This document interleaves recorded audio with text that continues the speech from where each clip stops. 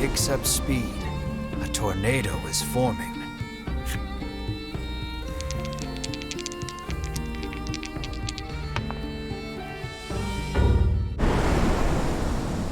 Ritis stands there gaping for 1 second too long and gets swept up in the tornado.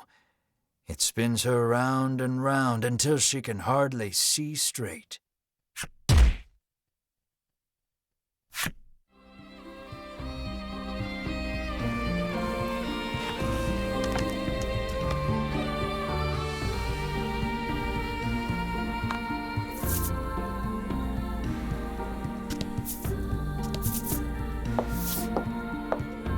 You take the lead, taking in the island's scenery.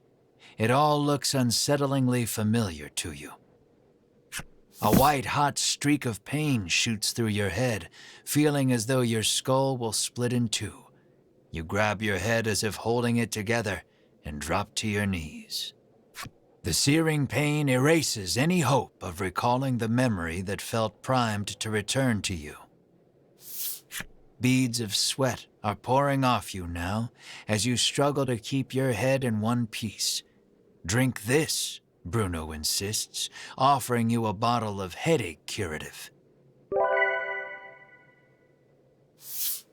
You greedily drink it down, desperate for relief. The pain begins to ebb, and you hurriedly resolve to press on.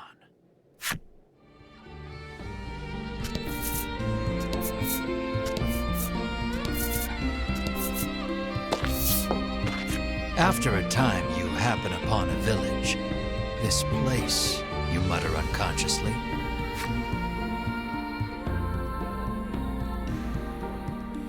Perhaps he is as anxious as you are about this place. You two okay? Melanie asks. You open your mouth to reply. Only to notice the ambush a moment too late. Repel the monster attack.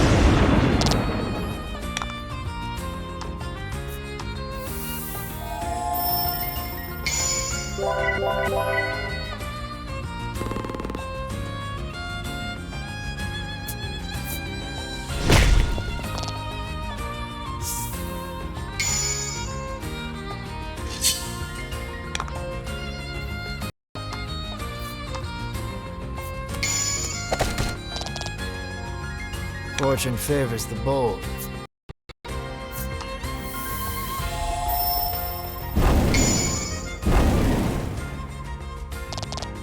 Excellent.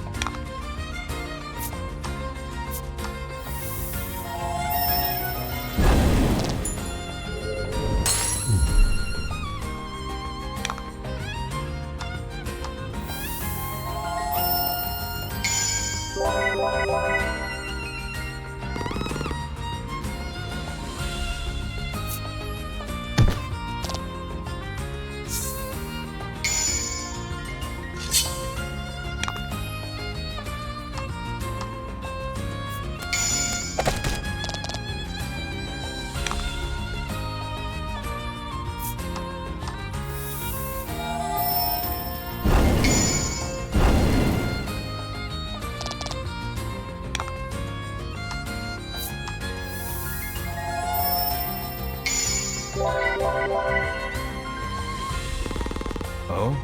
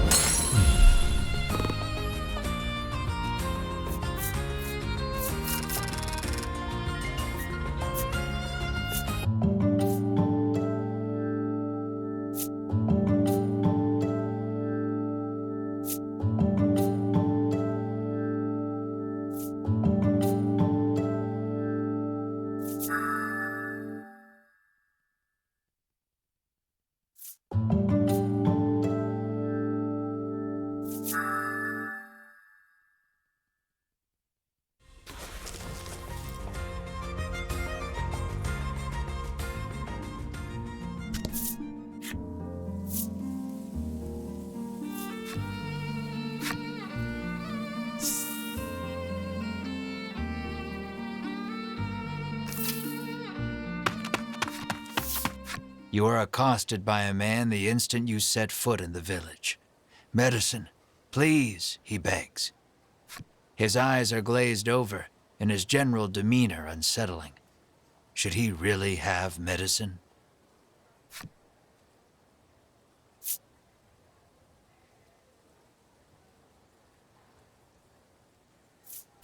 You give him a glimpse of the medicine.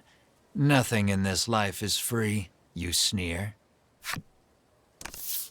Your callousness is swiftly punished as the medicine slips from your grasp and clatters to the ground. The man runs off to who knows where, making noises that can only be described as inhuman. You and the party resolve to continue exploring the village, despite the unsettling encounter that just occurred.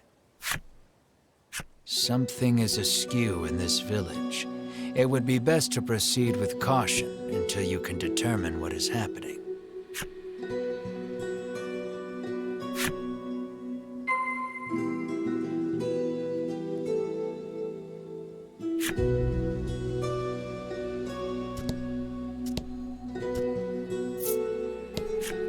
The man glares at you, clutching tight to countless medicine bottles in his hands. He insists that they all belong to him and refuses to share them with anyone.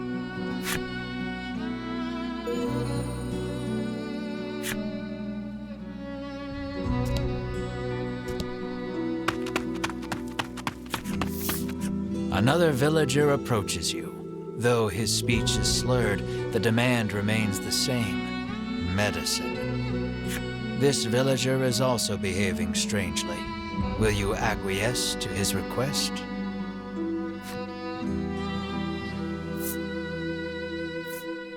Ritis briefly reveals the medicine under her cloak. "Nothing in life is free," she says, clearly mocking your earlier blunder. Her fun is short-lived, as she too loses her grip on the medicine. Karma is cruel and indiscriminate. You could not help but notice the groans of "medicine, sweet medicine," as he fled. Something's not right in this village, Bruno mutters, clearly worried.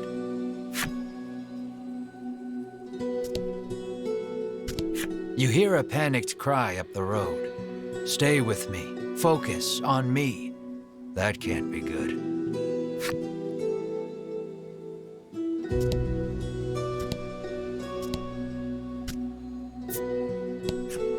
The old man sighs, saying he lost both his son and grandson to the medicine. Not wanting to be the only one left behind, he lifts the bottle in his hand to his lips and gulps it down.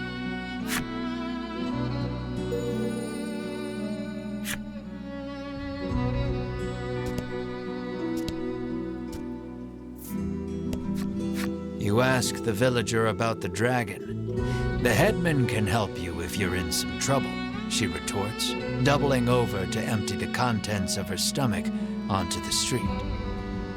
Dozens of empty medicine bottles litter the ground in front of this woman.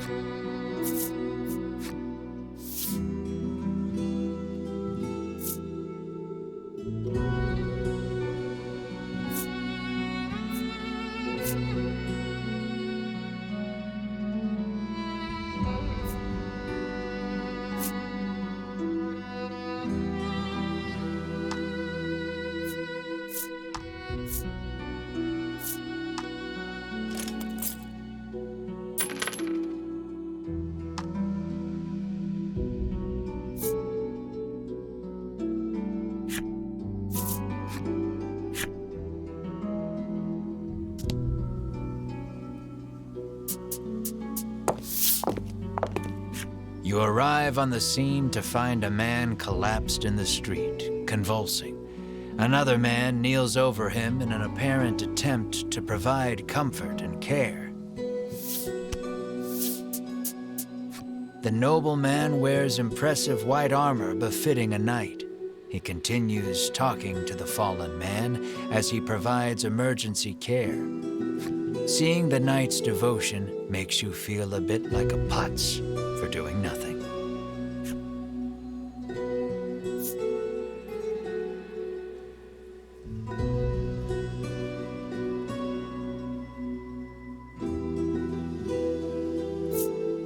The villager is in quite a state.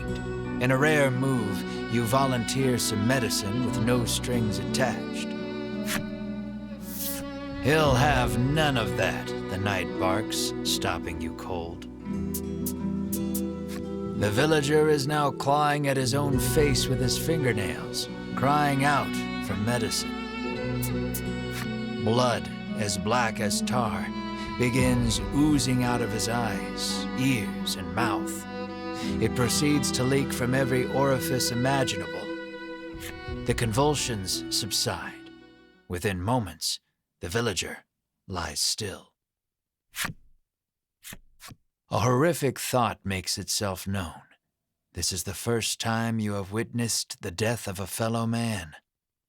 Even in a world where medicines and elixirs can cure most any ailment, none are safe from death's icy grip. And as well you know, that which is dead can never return. Your mind goes blank. You drop to your knees in shock. Melanie clamps her hand to her mouth, stifling a scream. Ridis shakes uncontrollably. The knight hangs his head. Bruno nervously asks, "What are you doing here?" The knight's name is Sherwin. He identifies himself as a member of the Ivory Order. His travels brought him to this village, where he has been caring for the ailing residents. His face contorts in disgust. If not for these foul drugs, they would be healed. He spits and takes his leave. Bruno gazes upon the villager's corpse with a look of apparent realization.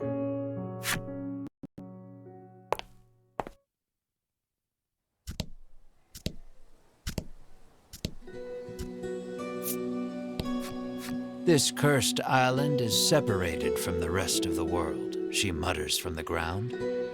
I heard that outsiders call this place Mount Medica, she remarks, then throws the empty bottle in her hand to the roadside.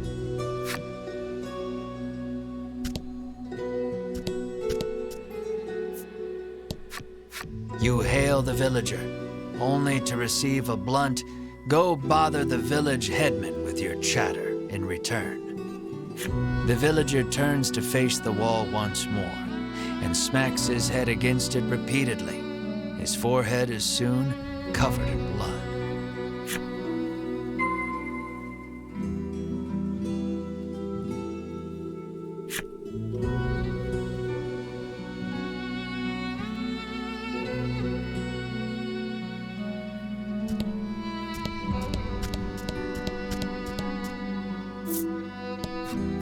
You had best get out of here quick, she cautions you. If you stay here, then you too will, she begins, then suddenly starts cackling.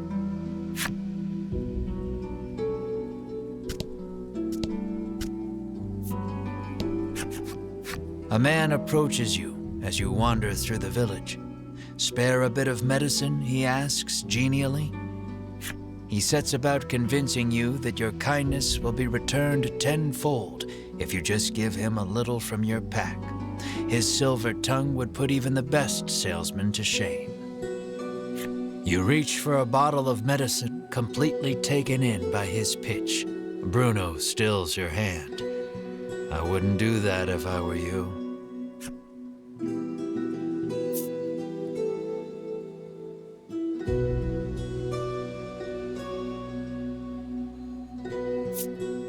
"Why do you want it so badly?" you ask, affording him another opening. He gladly takes it. He first came in contact with it as a child. His parents made him no money.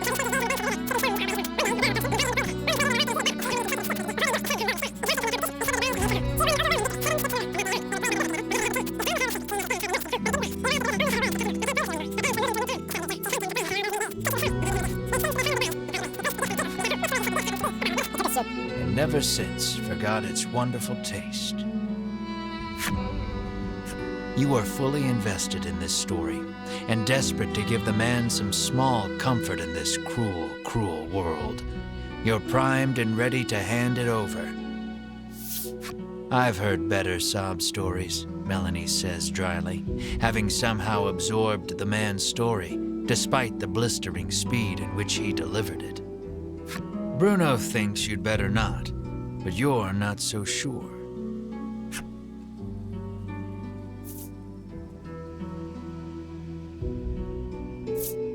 You heed Bruno's warning and return the medicine to your pack. The man's shoulders droop, and he shuffles off out of sight. He appears to have dropped something peculiar in his haste.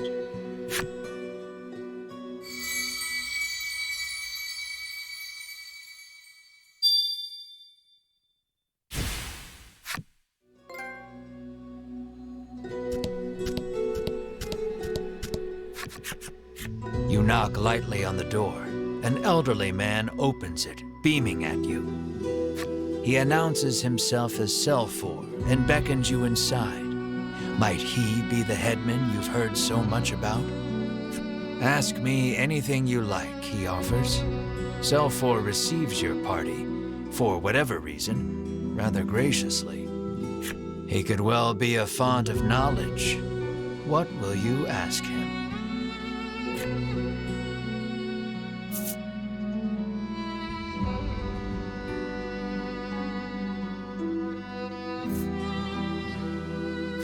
You ask if he has seen the dragon. Why, yes, he says. He returned to this island just the other day. Oh, but don't worry, he continues. He hasn't caused us too much trouble. Needless to say, this does not comport with your understanding of the dragon. You notice Melanie lift an eyebrow at his use of the word returned. At any rate, the dragon's presence on the island is confirmed. You quietly celebrate the first credible lead you've yet received.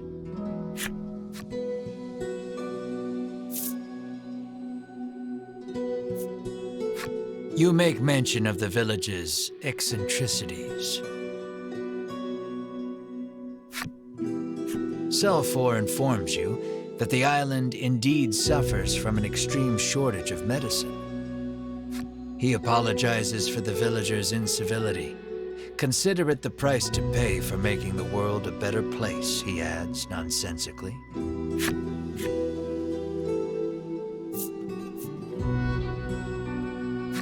You ask if he is the one in charge of the village. It's true that the villagers call him their headman, but I feel compelled to correct the record and state that my official title is overseer. Your questions satisfactorily answered. You thank Selfor and turn to leave. He asks you to stop. We have yet to discuss the terms of your living here, he declares.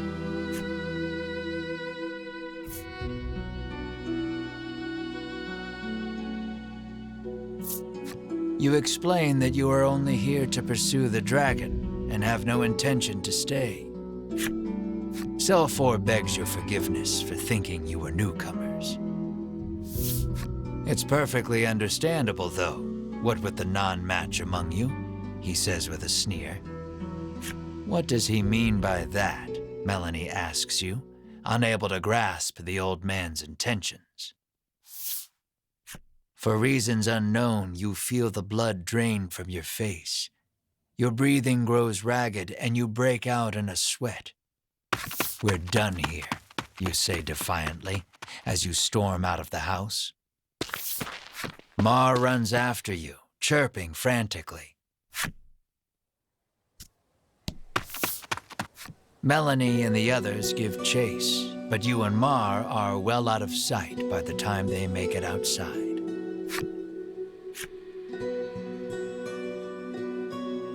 The two can't have gone far, though. It may be best to first search the village.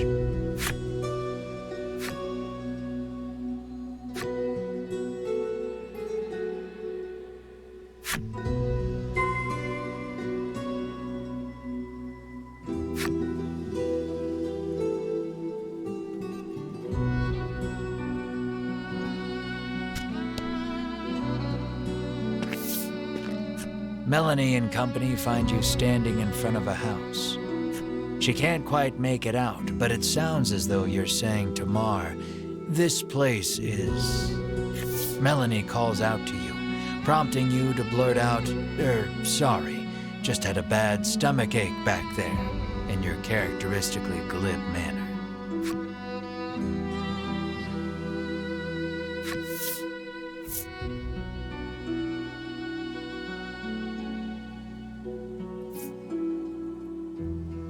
She surveys you both and sees two haggard travelers unwilling to admit they're in need. "Are you sure you're all right?" she asks, concerned. "Fine, absolutely fine," you tell her, perhaps too eagerly. "So you were worried about me," you shoot back. "No, I wasn't," she replies, her face reddening.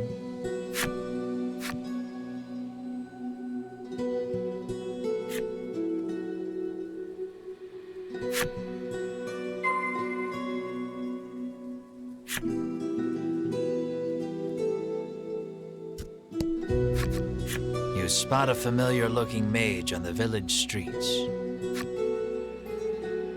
Winifred takes no notice of you and ducks into the apothecary. "So, the Ivory Order buys their medicine just like everybody else," you muse to yourself as you prick up your ears and listen carefully.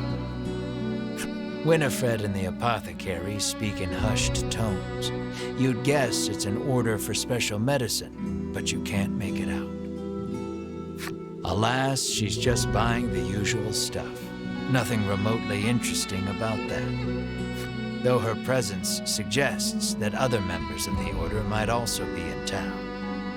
With no desire to run into them, you make yourself scarce before she catches sight of you.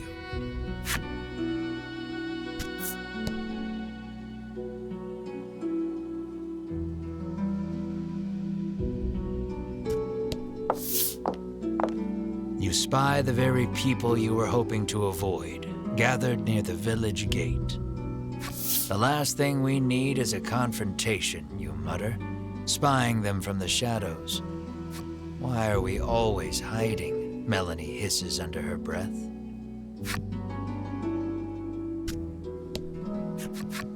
Two members of the Order are speaking with Sherwin.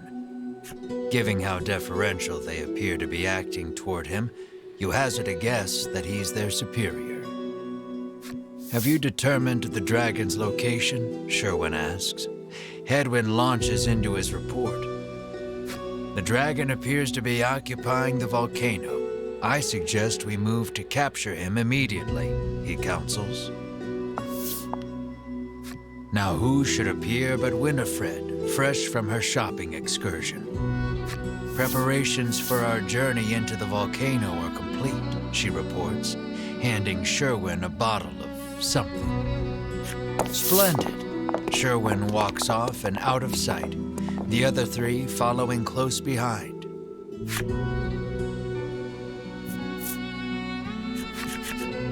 Lucky for you, your hastily improvised hiding spot afforded you valuable information on the dragon. Yet their conversation raised as many questions as it answered.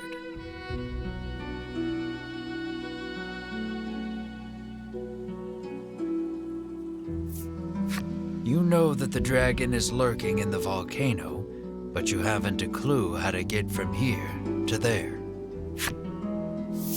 "Isn't it that mountain with all the smoke pouring out of it?" Ridis asks, pointing westward. "Why, yes. That sure does look rather like a volcano."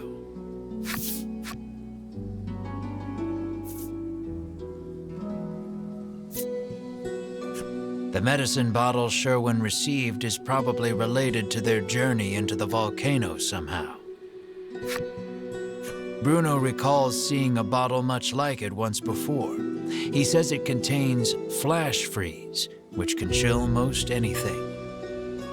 Maybe that's what Winifred bought at the apothecary, Bruno continues.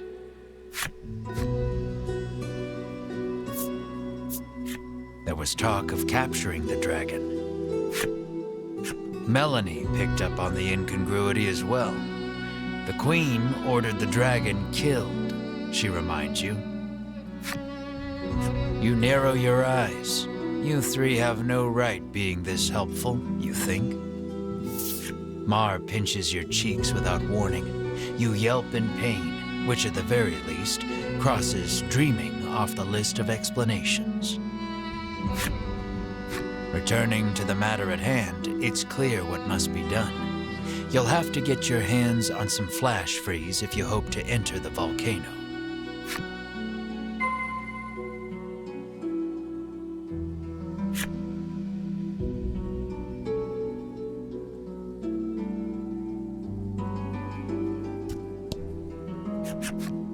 Happen to have any flash freeze for sale? You cheerily ask the apothecary. She flashes a wry smile.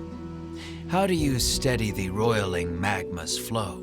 She asks cryptically. The meaning behind the question is utterly lost on you. She needs a password, Melanie mutters over your shoulder. The answer, then, would be the password. So, how do you steady the roiling magma's flow?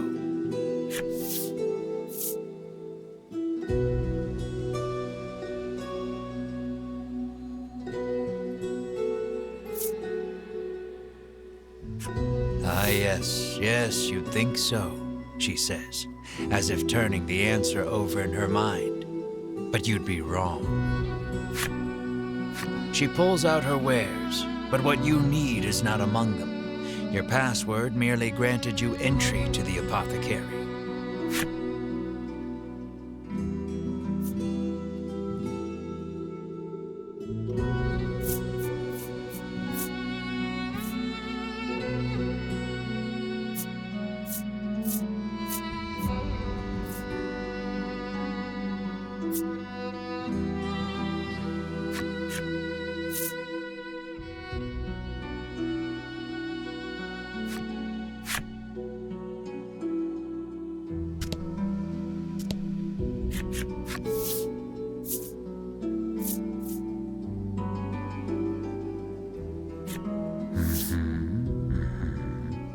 She mutters softly. Alas, no.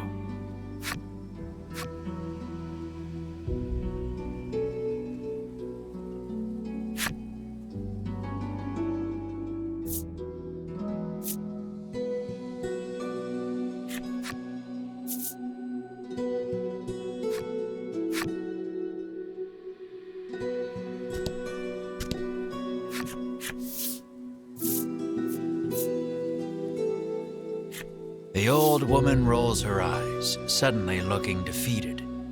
How did you know the answer? Did someone tell you? She mutters bitterly.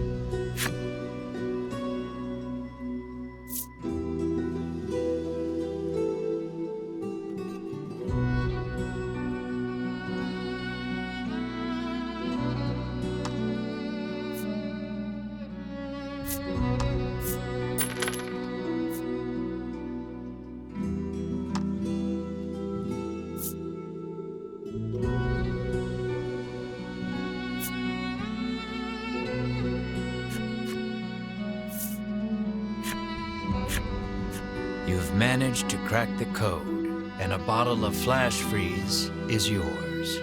At last, you are ready to enter the volcano. You've got a long road ahead of you, so you had best be prepared.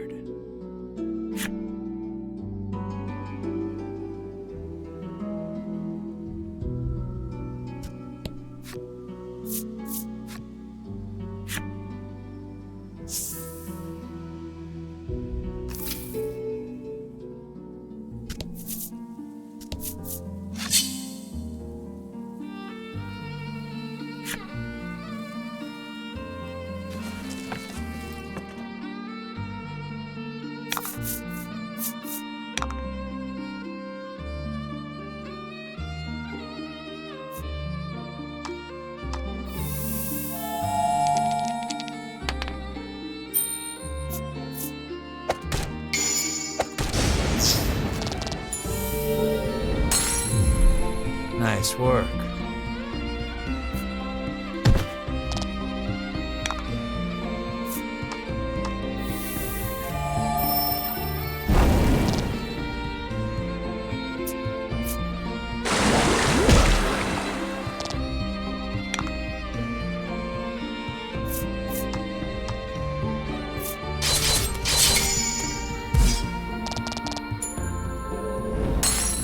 Nice work.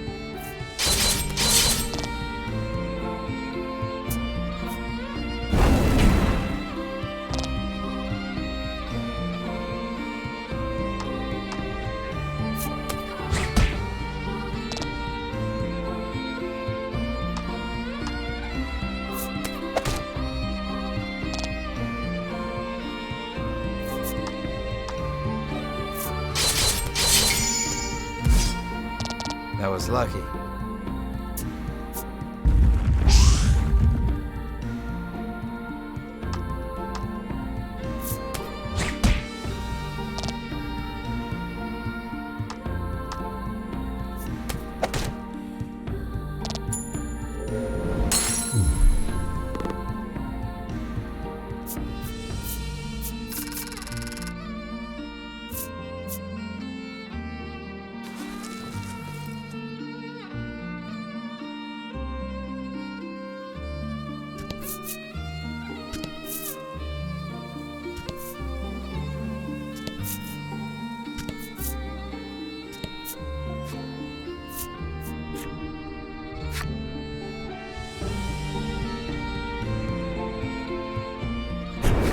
The heat of the volcano engulfs you the moment you set foot inside. Of course, the dragon is hiding out here. Guess it's as good a place as any to corner him, you reason with yourself, trying to keep your spirits up.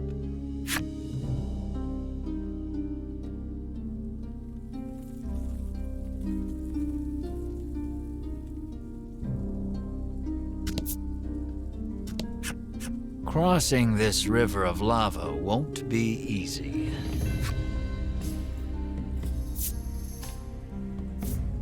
Here's how you cross a lava river. Bam!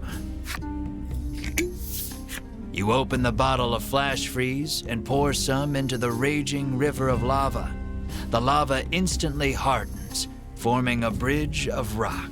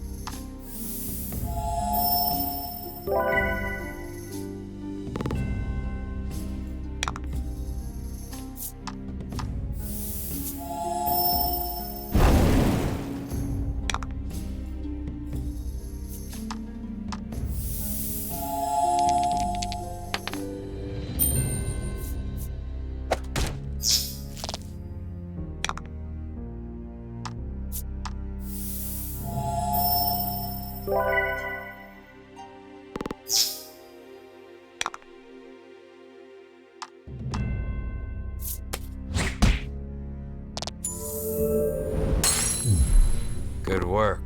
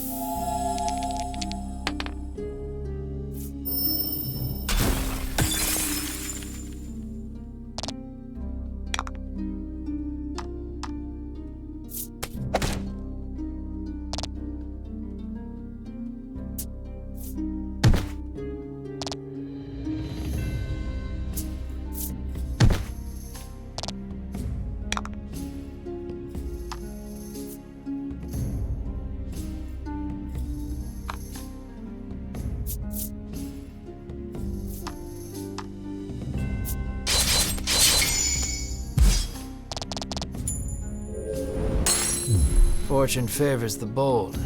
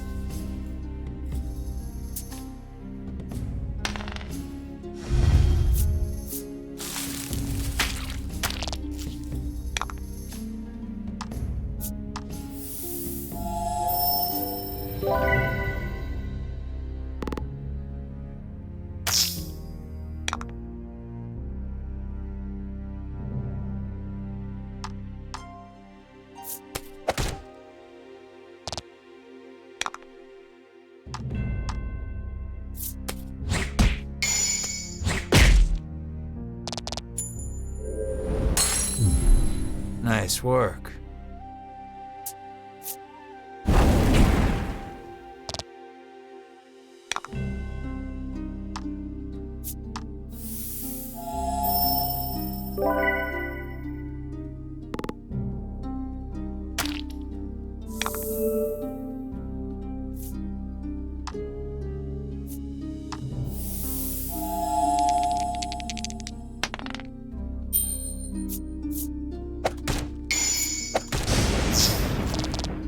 Oh?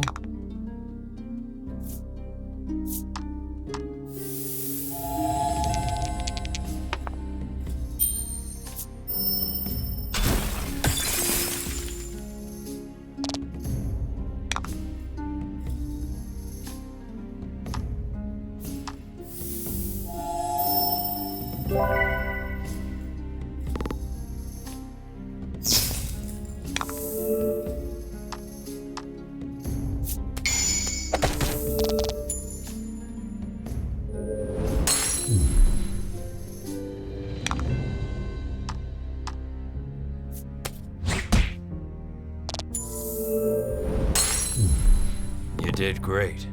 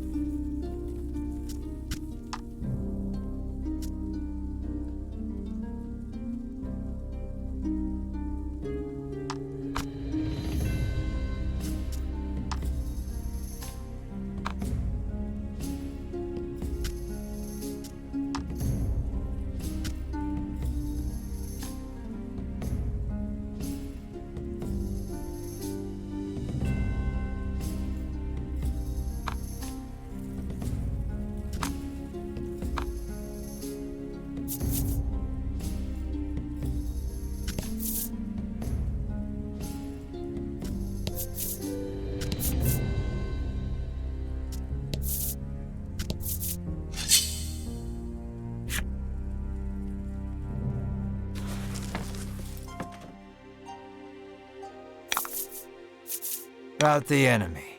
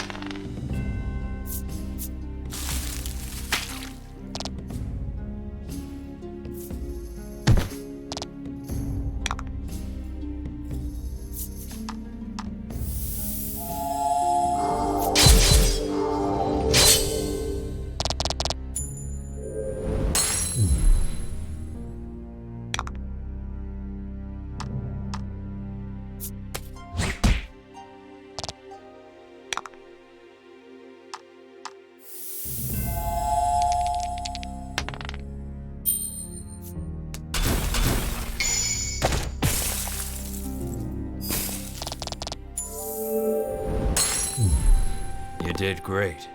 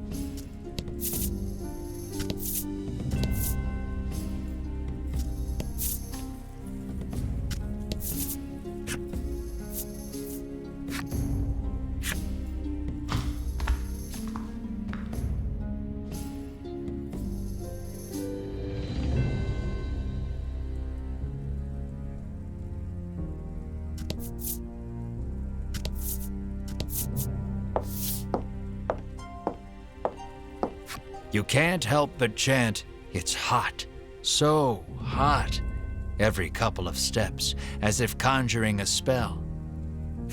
You're just wasting energy, Melanie chides. Perhaps you could stand to learn a thing or two from her rational approach. Bruno seizes on the moment. "Yeah, this isn't even worth whining over," he says, flexing at you. "It is way too hot for this," Melanie screams, forgetting her own advice.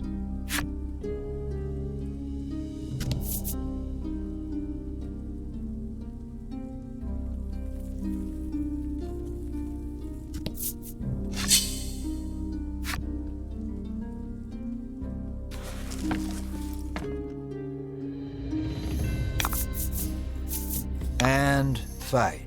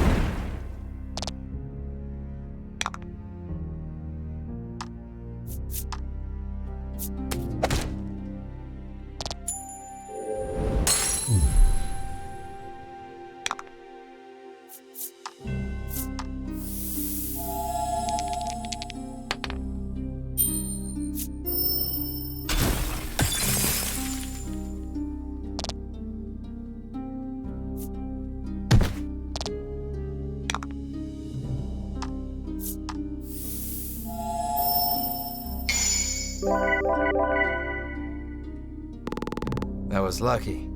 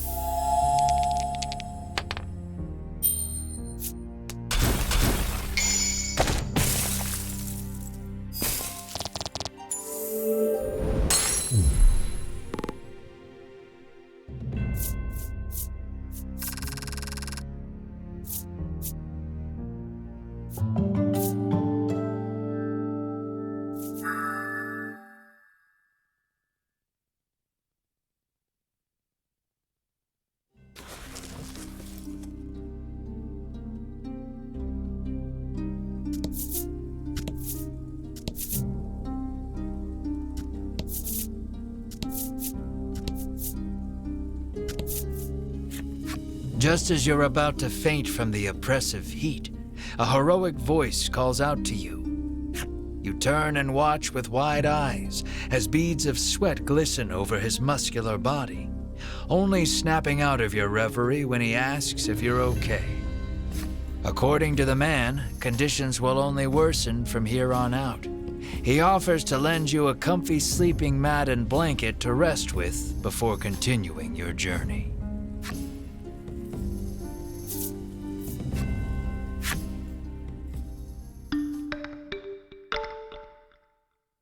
Your party is fully recovered, but now your body reeks of sweat.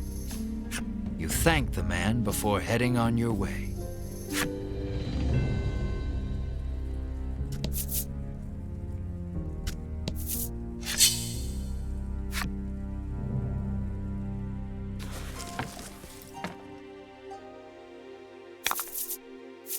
Let's do this.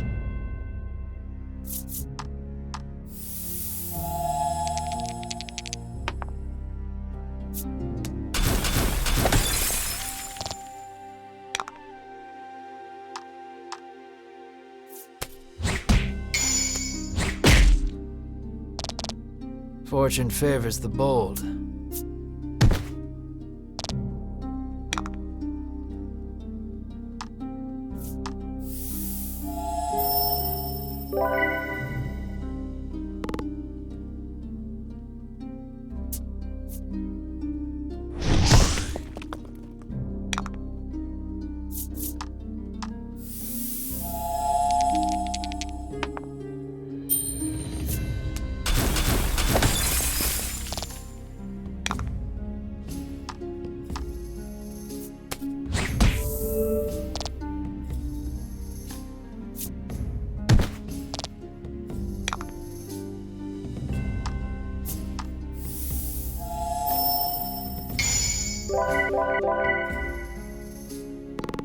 Nice work.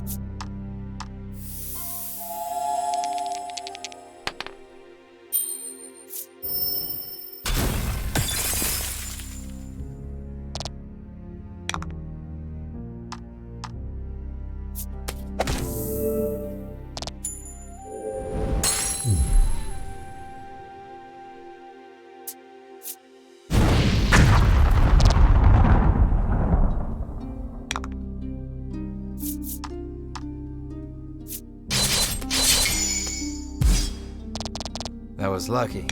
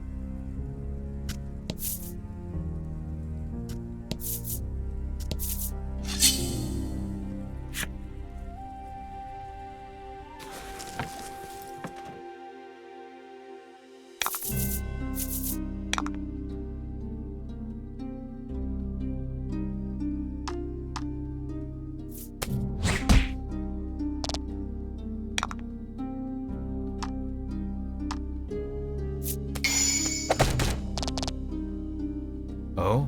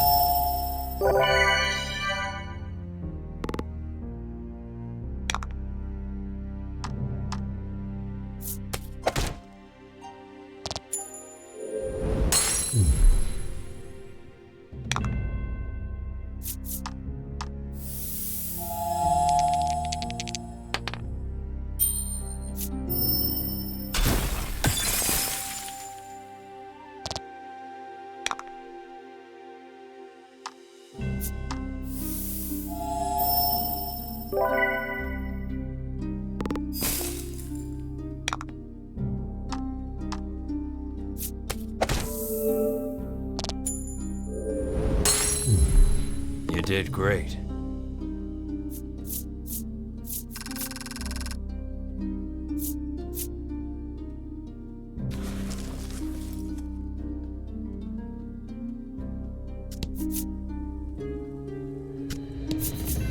You've spent so long in here, even I'm starting to sweat.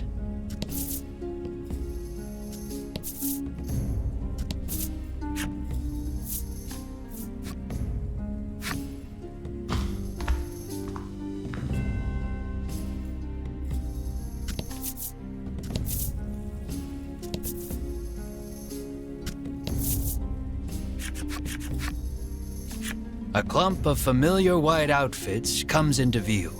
You've caught up with the Ivory Order at last.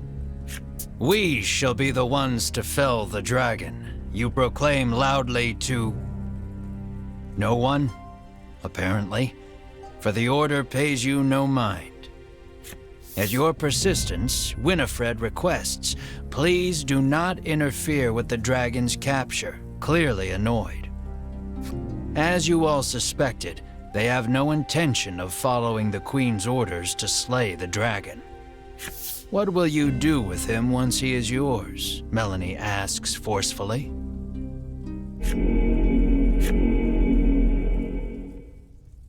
But her answer shall have to wait. The lava bubbles and swirls as monsters leap out onto the rock before you. It would seem the only way out is through.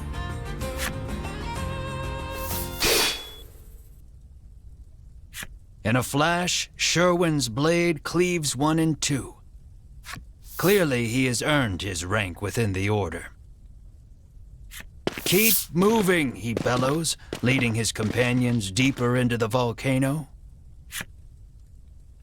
The remaining monster turns toward you, eager to avenge its fallen friend. There shall be no avoiding this battle.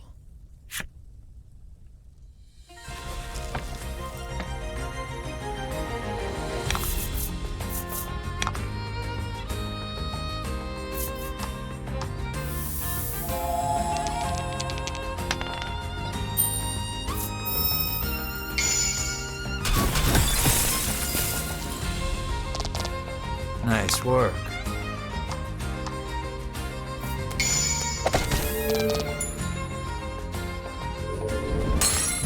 Nice work.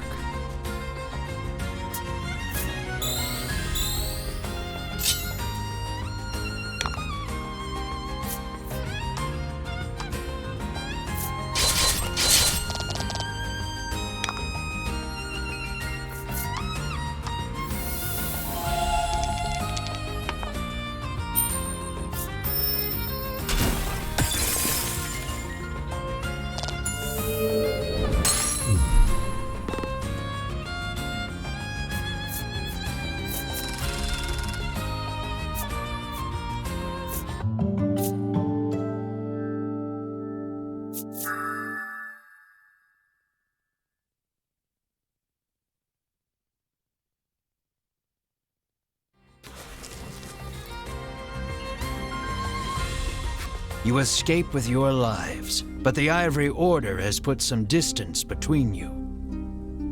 All your efforts will be for naught if they reach the dragon before you do. You hurry the party onward.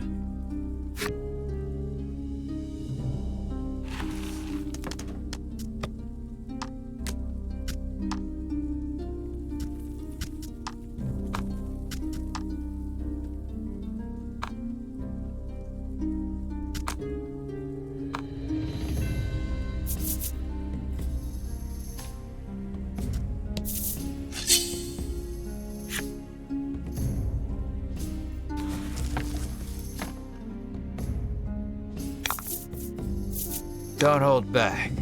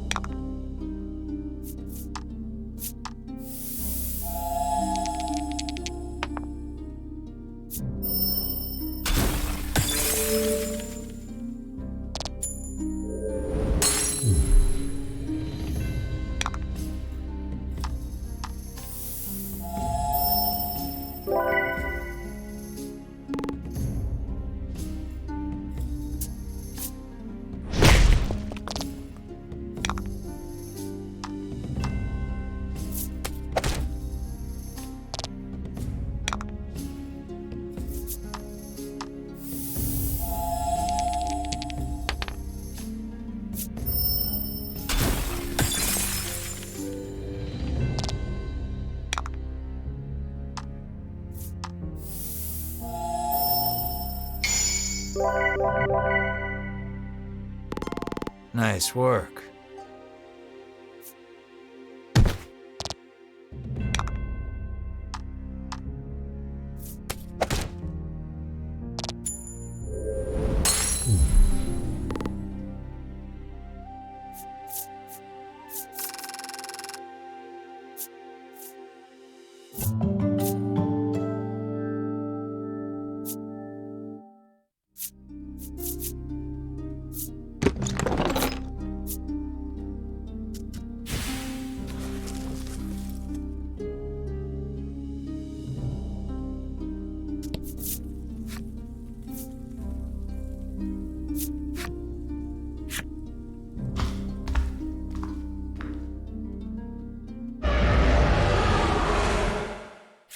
A deafening roar greets you as you set foot on the summit. The dragon must be close.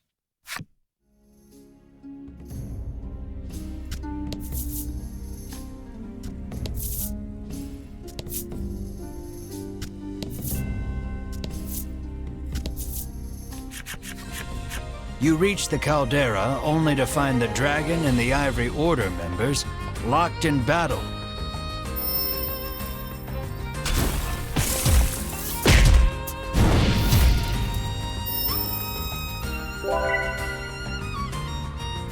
Their teamwork is impeccable.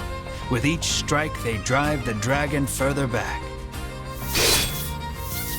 Vince is doing everything he can to protect the dragon, but nothing can slow Sherwin and company's advance.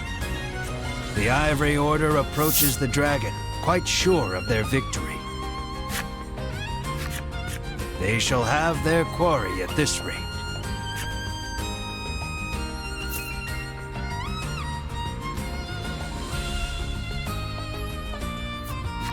You cannot stand idly by. You thrust yourself into the midst of battle.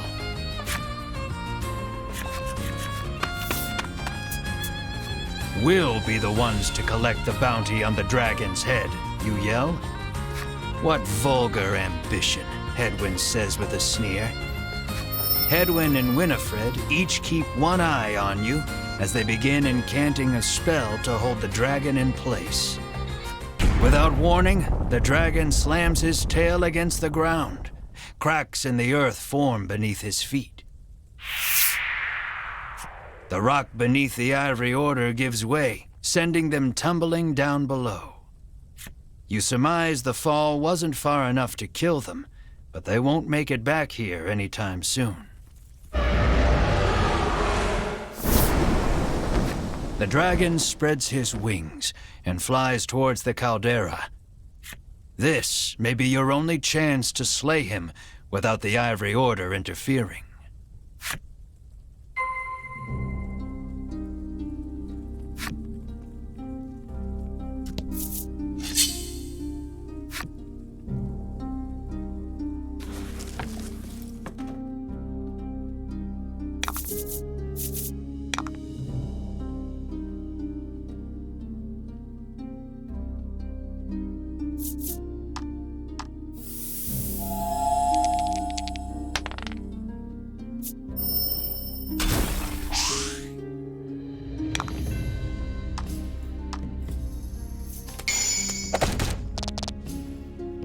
Nice work.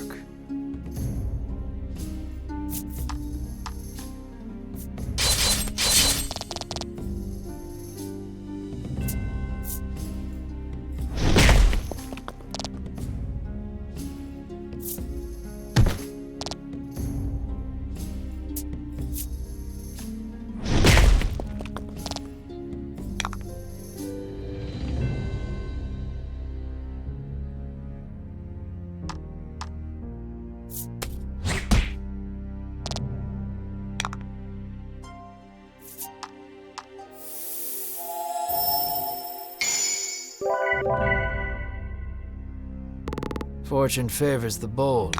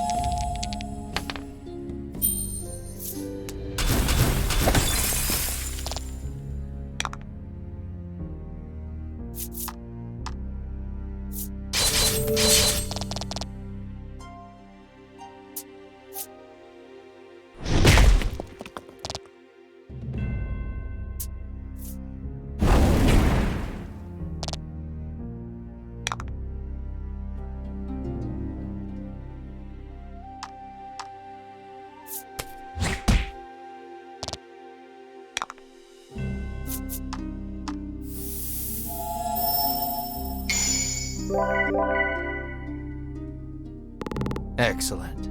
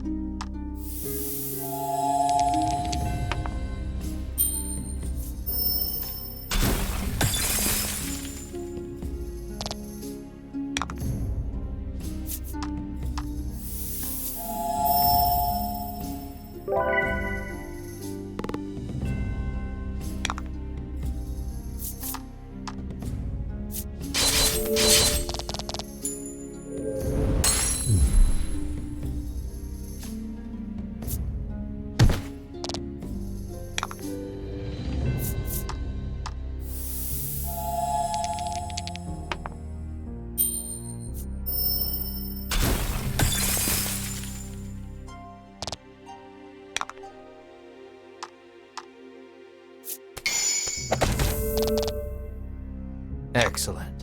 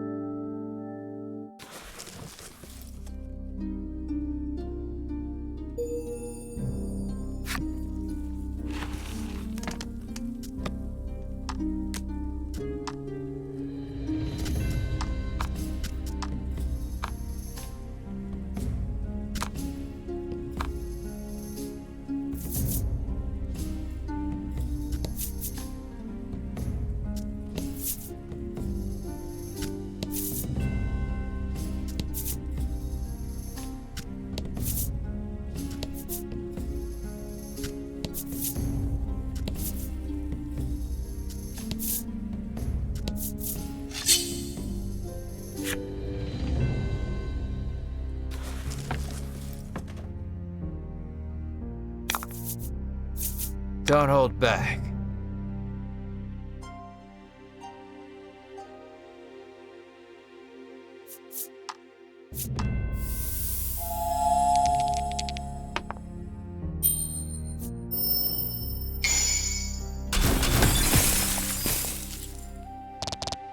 Nice work.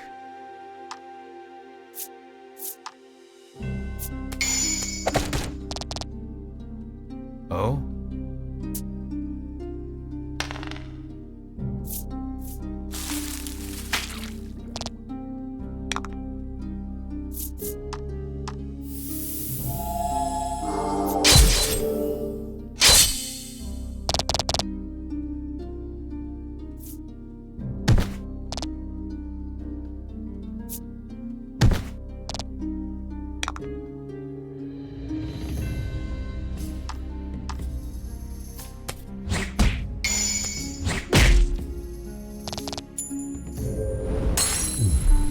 Nice work.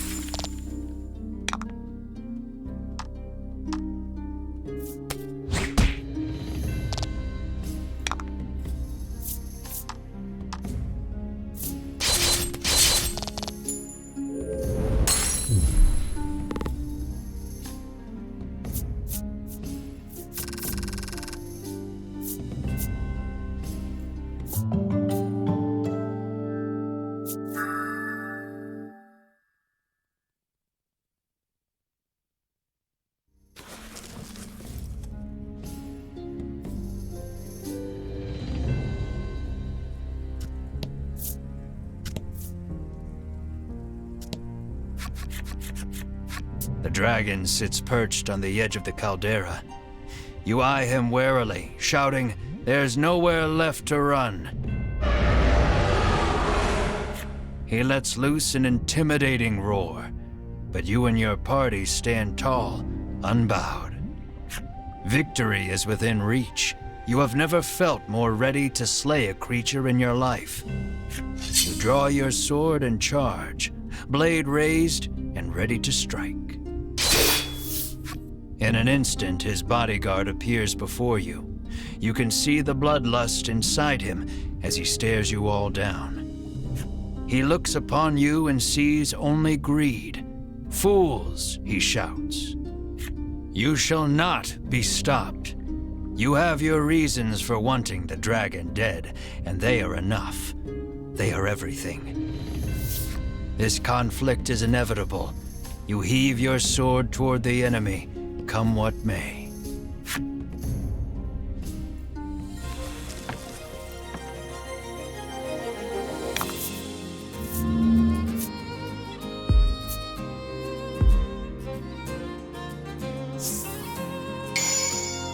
You can do this.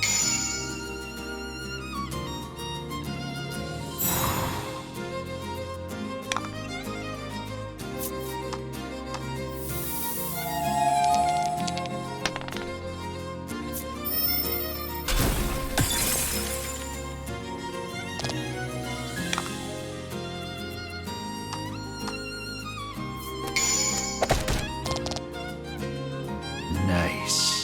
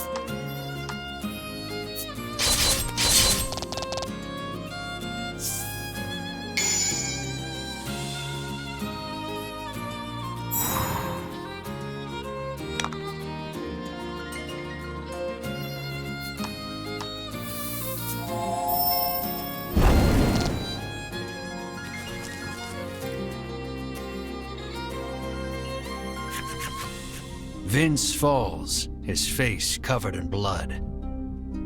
"Why would you give your life to protect the dragon?" Melanie asks sharply. Asks the one who has forsaken her own.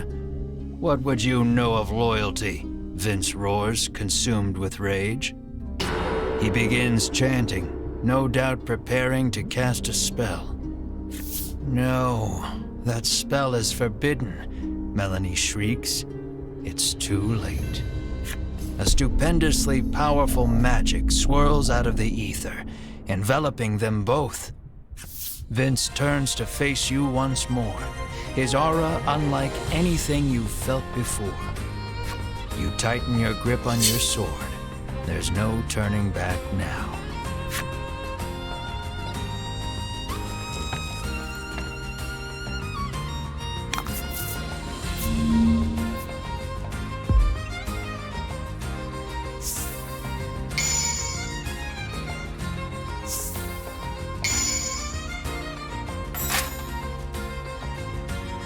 Vince adopts a sweeping stance between you and the dragon.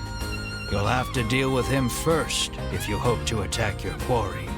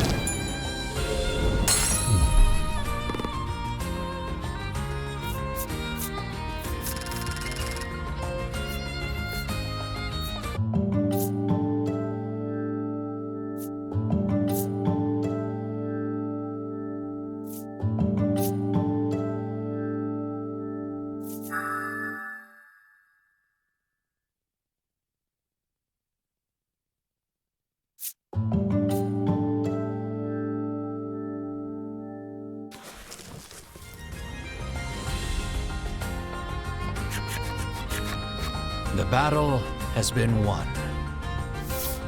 Tears stream down Vince's face.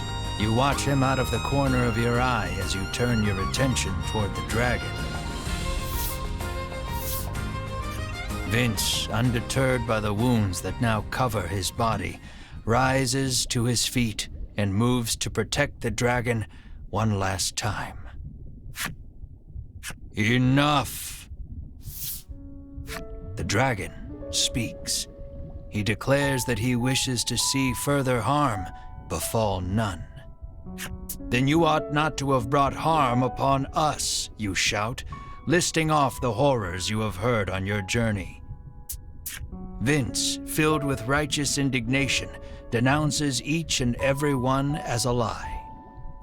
The dragon admits that your prowess in battle and willingness to pursue him the world over have earned you the right to hear the truth about this world. The dragon claims he shares a special bond with the medicine that helps people the world over.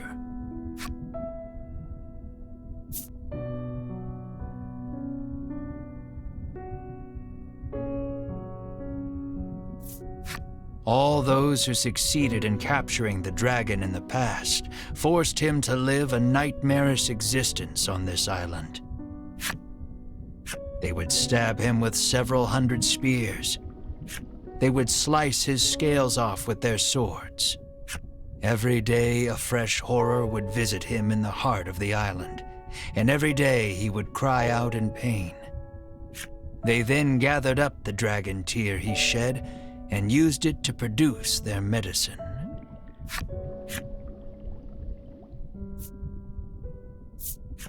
Everyone in the world drinks this medicine as though it were water.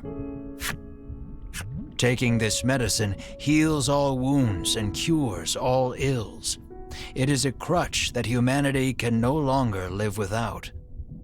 The primary ingredient in this medicine is dragon tear. You cast your mind back over your travels, over all the people who sought the medicine and were saved by it. The mere thought that so much good was born of the dragon's torture makes your mind reel. You feel unmoored. No one moves, or so much as makes a sound. His words weigh on each and every one of you. The dragon claims he has grown weary of suffering for the benefit of humankind. And so, he intones, I beseech you, strike me down. You hear only hurt and fatigue in his voice. Comply, and you will fulfill the order that was given you. The riches you have coveted for so long shall be yours. But know that if you do, the medicine upon which people have come to rely shall cease to exist, threatening the very foundation upon which humanity was built.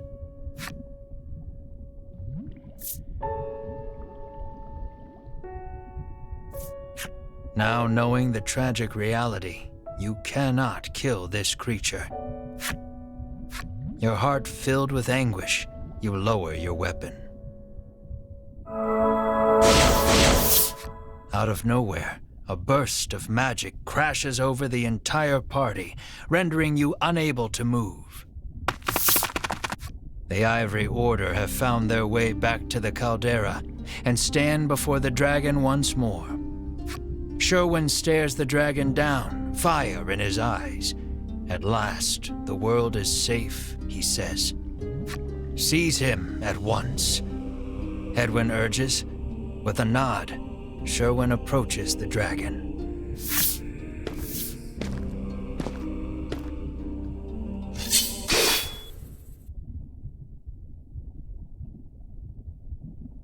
In one motion, Sherwin unsheathes his sword and cleaves the dragon in two. The dragon's lifeless corpse lurches backward before dropping over the edge into the caldera. What have you done? The others ask quietly, unable to comprehend Sherwin's actions.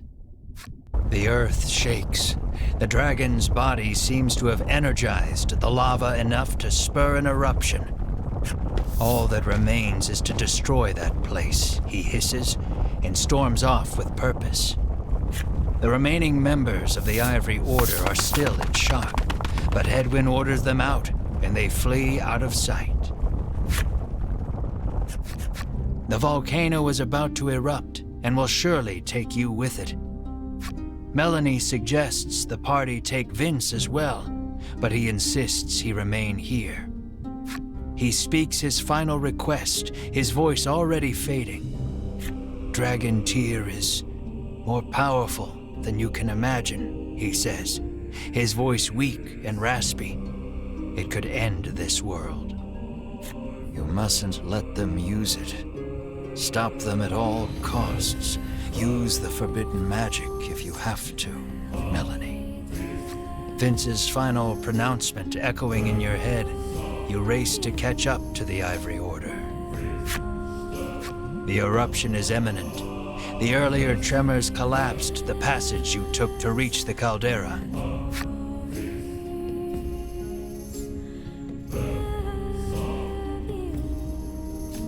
Follow the other passage out and escape before it's too late.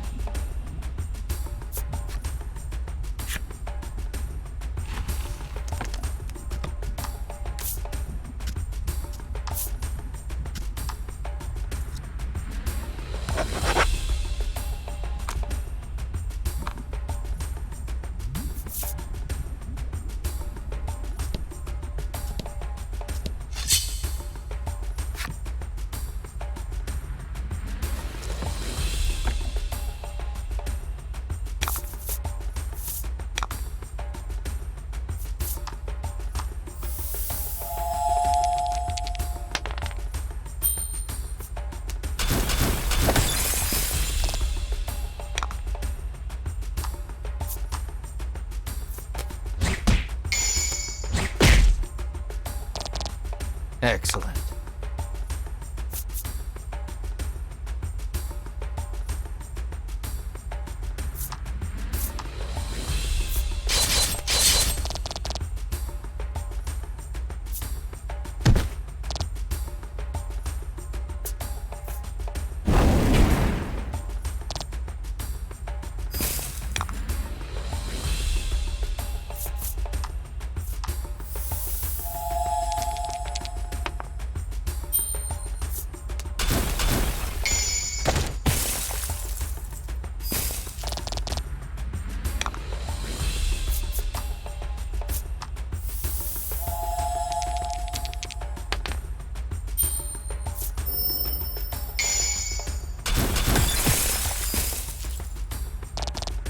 That was lucky.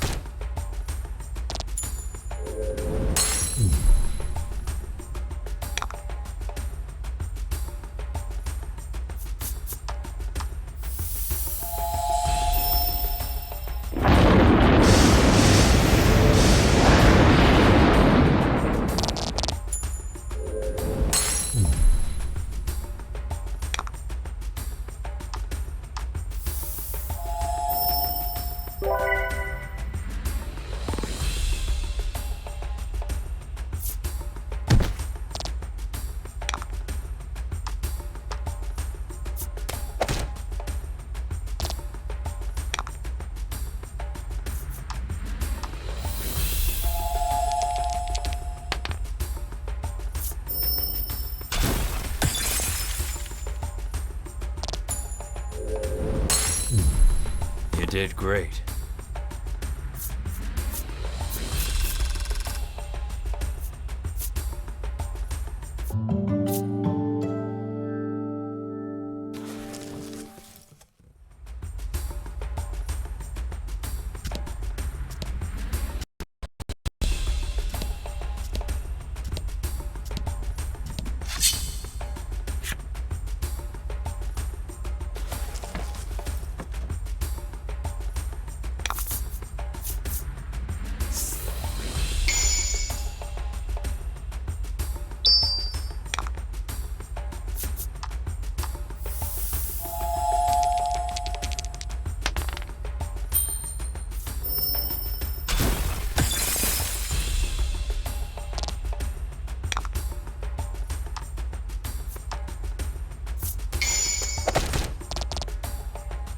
Excellent.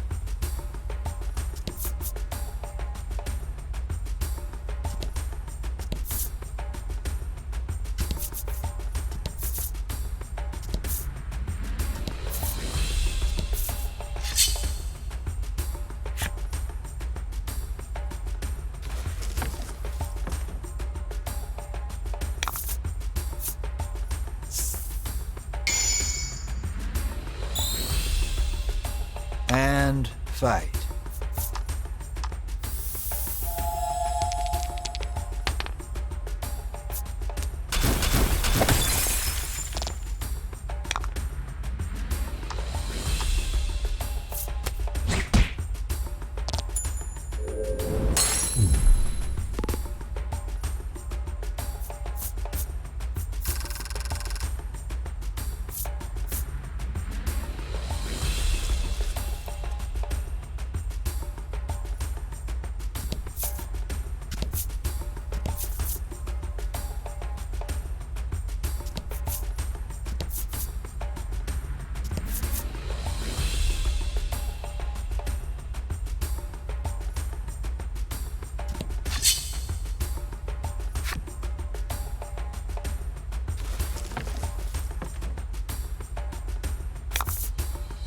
Let's do this.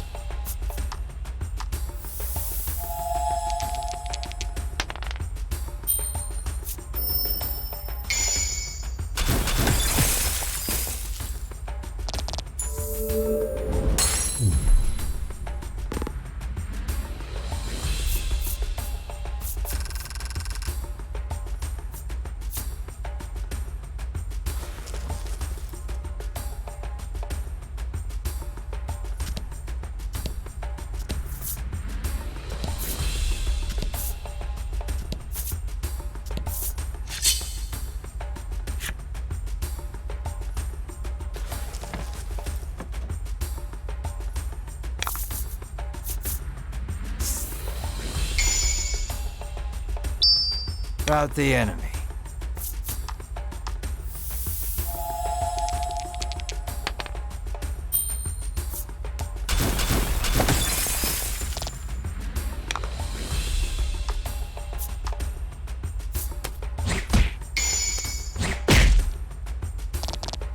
Excellent.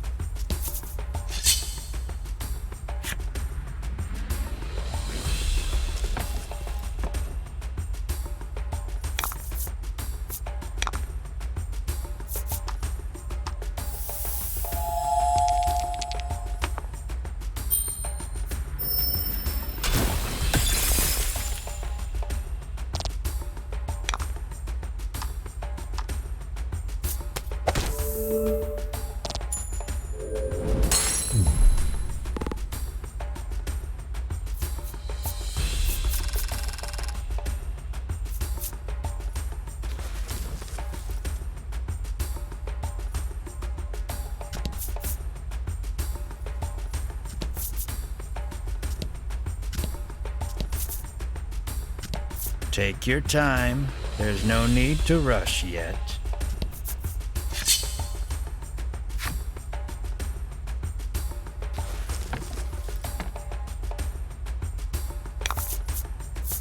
And fight.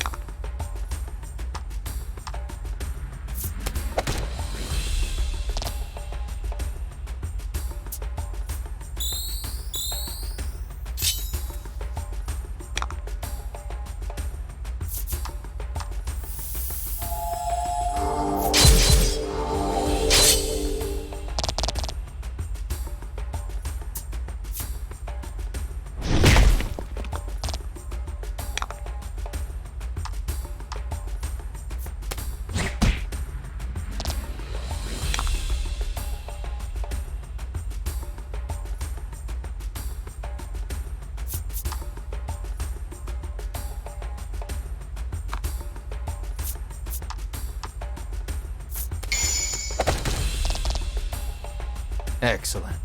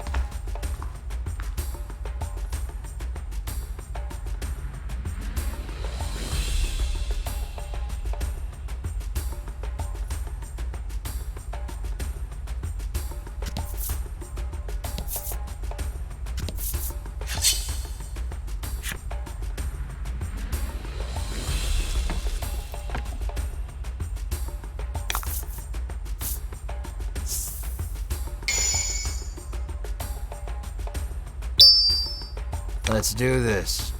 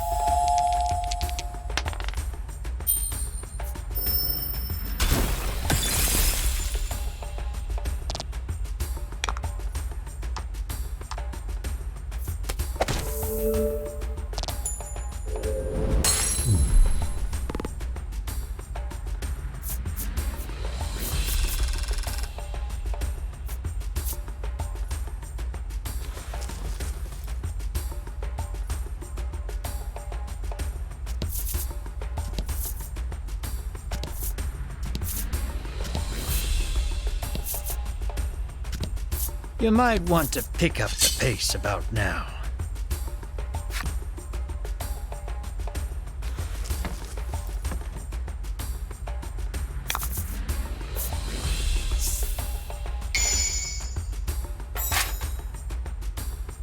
Let's do this.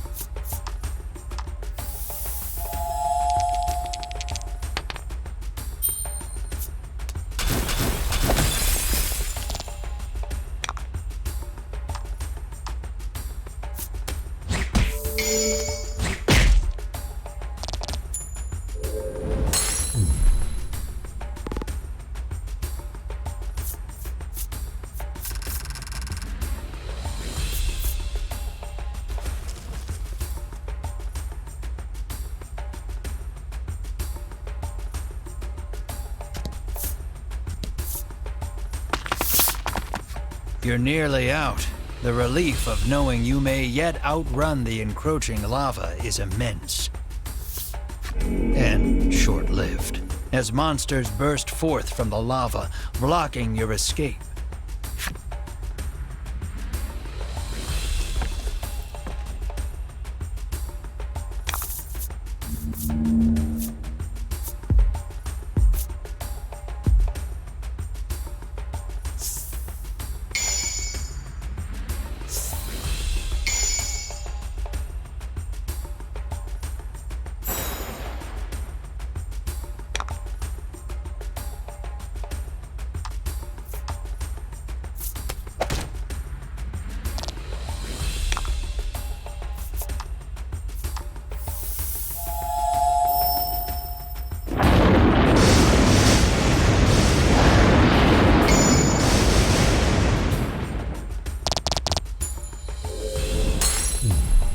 That was lucky.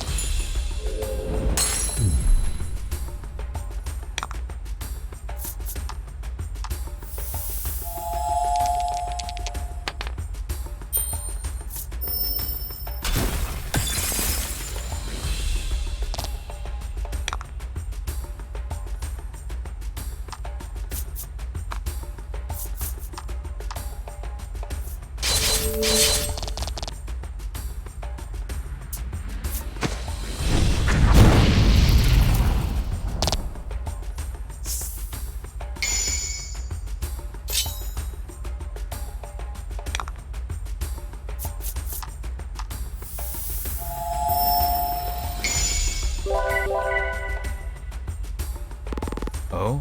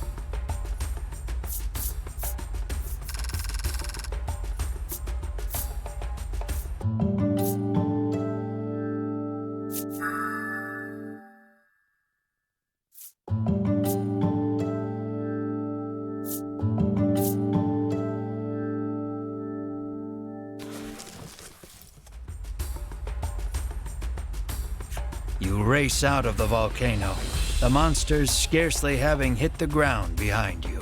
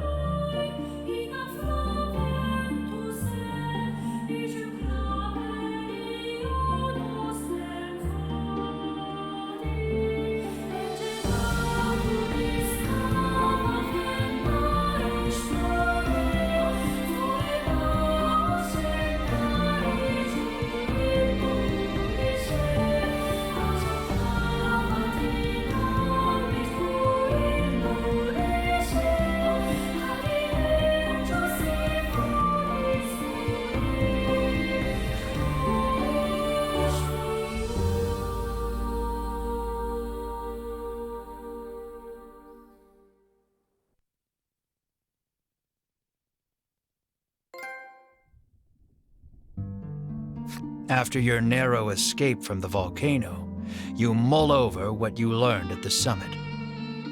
The truth about the dragon and the medicine, what the Ivory Order and Sherwin are actually after, and Vince's dying warning about Dragon Tear destroying the world. You decide to return to the village of the sick to try and make sense of everything.